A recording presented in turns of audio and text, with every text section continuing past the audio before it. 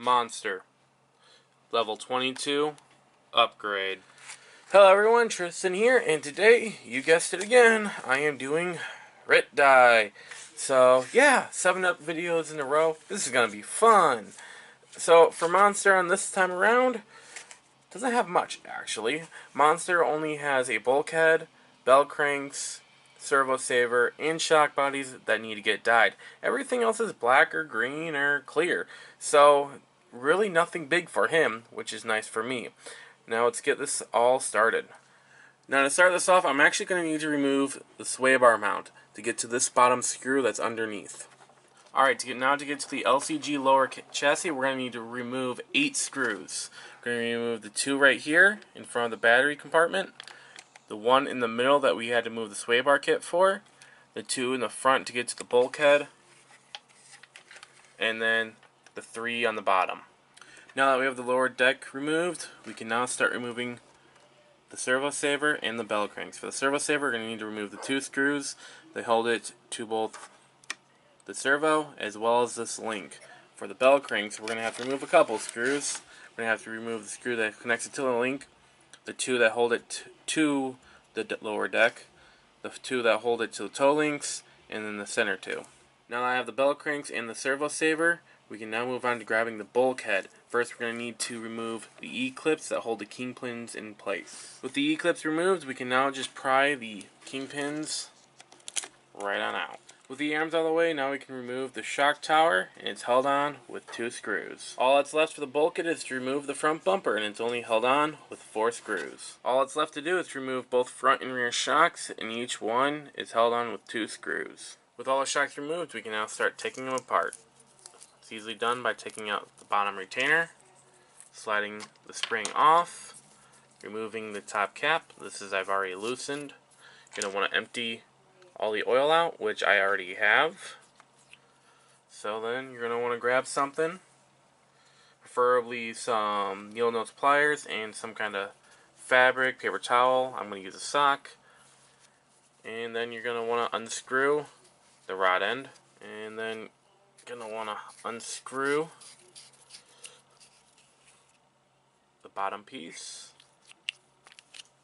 push out, and get all the seals out from inside.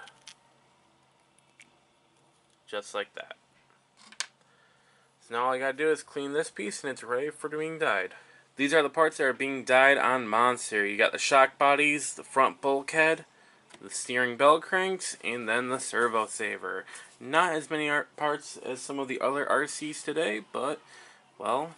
Alright guys, here's all the parts that were dyed for Monster. We got its front bulkhead, got the shock bodies, as well as the bell cranks and servo saver. And once again, the bell cranks did not turn out as I wanted, but they still look cool, and they're not bright white. So, they're going to look nice. At least I feel they are. So with that said guys, let's move on, starting with the shocks. Now it's time to rebuild the shocks. First what I'm going to do is I'm going to take the little blue seals, slide them in place, making sure to put the little black spacer on in between both seals.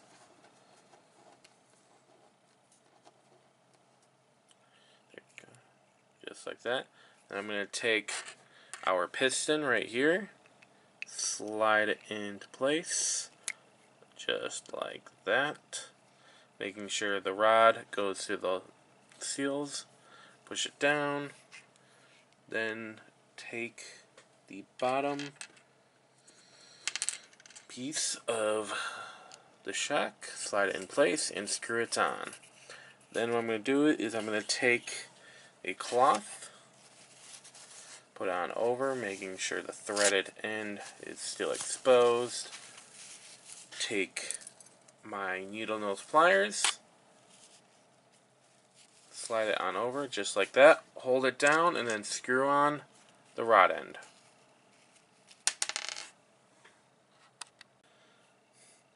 Now comes my favorite part, filling in the shocks. So what you want to do is you want to take your oil. I'll display what kind of weight I am using in both front and rears down below. You're going to want to fill it about halfway. You're going to want to push the piston up and down a little bit, just slide it along, just to help get some of the bubbles out from underneath the piston head. It's going to take a little bit, so you might as well let it sit somewhere. If you have a stand, then you can use that. If not, you can just hold it here, listen to music like what I do. But when you are ready and you feel like that enough bubbles have gone, you can go ahead and top it off. And you just want to make sure that there's still no bubbles underneath. So once you have it filled all the way to the top, you can just let it sit for a little bit longer. Sometimes I like to ride the piston all the way up and down while spinning it, just to make sure there is no more trapped bubbles underneath the piston, and you will just have it ride a lot smoother after doing so.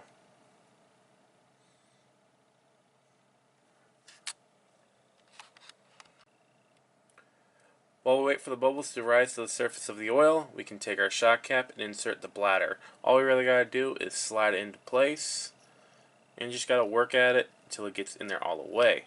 I like to take a screwdriver and just ride it along the surface of the body, just so that the bladder sits perfectly in the shock cap.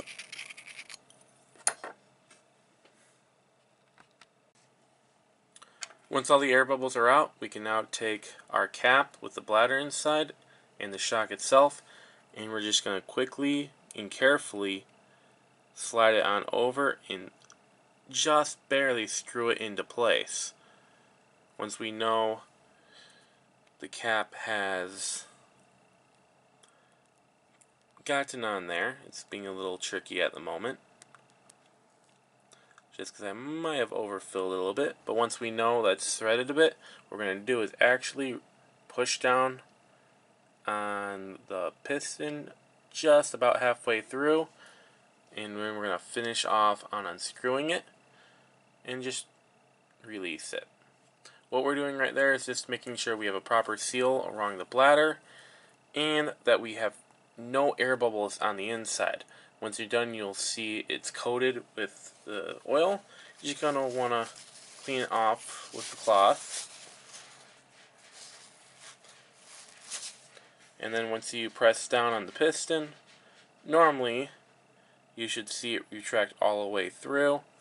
But since I did not fill it enough and most of it escaped, it's not pushing back. So give me a moment, I will open it back up and do it properly. You'll know you rebuilt the shocks properly is if you can take the end of the rod, push it down all the way, and release it, and it should rebound. If you can get it to rebound all the way, you get better performance out of your shock. You can also go ahead and take both sides of the shocks, and you can push both of them down and release them at the same time, and as if they both extend at about the same rate, then you should be good. You can also go ahead and try and get them to extend them up the same amount, and you'll get better performance out of them. But as if you really want to be finicky with that, you don't have to do that, but you can. But as you guys can see, the difference in the properly rebuilt shock and one that was just kind of thrown together. One rebounds, the other does not.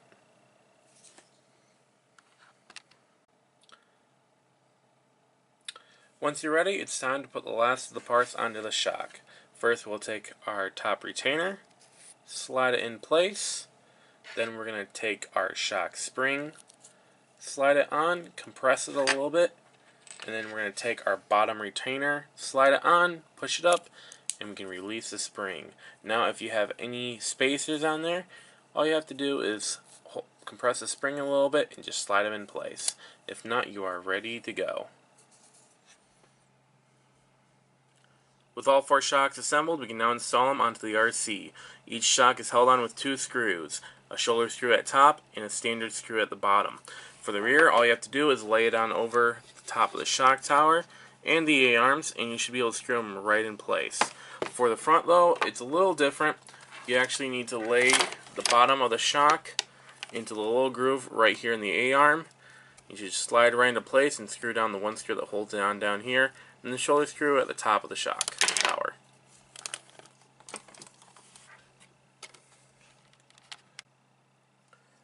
Now we're going to take our front bulkhead and attach it to the front suspension.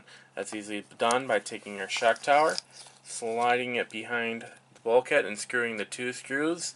We'll also take the A-arms, slide them on the tabs of the bulkhead and screwing down the 2 pins that hold them in place. While we do that, we're also going to need to put our bulkhead brace in place before putting on the E-clips. The last thing that we need to attach to the front suspension is going to be the front bumper. That's easily attached by screwing in the 4 screws that hold it to the bottom of the bulkhead. Now we can assemble the steering system. We're going to take 3 screws and thread each of them through a hole in both servo saver right there, as well as the bell cranks, which is going to be this hole right here, as well as this hole right here. Now we can take our bell crank link and take the 2 shoulder screws, insert them into the holes where they belong, just like that, and then lay it down on top of the bell cranks and screw it down into place. Next we can take our servo link and slide it onto the screw that we put onto our servo saver. We're going to put a nut on the end of this one, and we're going to take another smaller screw, feed it through the hollow ball right here, and screw it into this hole right here on the bell cranks. Before we can put these back onto the chassis, we need to take our bushings and slide them into the bell cranks. Very easy, very simple, just need to make sure that they're pushed down as far as they will go. With the bell cranks assembled, we can now slide them onto the lower deck. First, we're going to need to take 2 Teflon washers. You're going to slide them on both posts, just like so. Slide them all the way down. Then we're going to take our bell cranks, get them in the right orientation, and slide them on like so. Just like that. Going to take another 2 Teflon washers, lay them on top. Then we're going to take a small cap head screw along with the metal washer and slide them on both posts. Now we can take the toe link from the front suspension and slide them onto the 2 screws that we screwed through the bell cranks. Once we have them on, we can take a single nut and screw it on, and it's going to be the same for both sides. Next we'll screw in the 3 screws that hold the lower deck to the bulkhead. Now the front suspension should slide onto the chassis nice and easily. Just need to make sure to push down above the bell cranks so that the cap head screws sink into the chassis. Now we should be able to screw in the 5 screws that hold it on. There's 2 back here in front of the battery, 1 in the center, and then 2 up front. Well, the last few things that we need to do is screw down the sway bar kit mount, which is easily done by screwing in the 2 screws into the chassis. With the RC and the transmitter plugged in and turned on, we can now do the final thing, which is centering the servo. That's easily done by making sure our steering trim is at 0, just like that. Then we should be able to straighten out our wheels to what looks straight, and then just slide the servo saver in place and then screw in the 1 screw that holds it on. Here is before, and here is after, guys. Check it out. There's not much to him that's changed, just that there's a little bit more black on him considering than the used to be the gray. Got the shocks, bulkhead, and the servo saver and bell cranks. But yeah, overall it looks really good. I'm happy with the way it looks. Glad that there's less random colors on the RC. Next up, I'm probably going to be doing a deanodizing session with him at least, getting rid of the remaining blue on him from that sway bar kit I installed. But other than that, guys, yeah, hope you guys enjoyed the video. I sure had fun putting him back together, and I'll see you all next time. And that was Monsters, level 22, upgrade.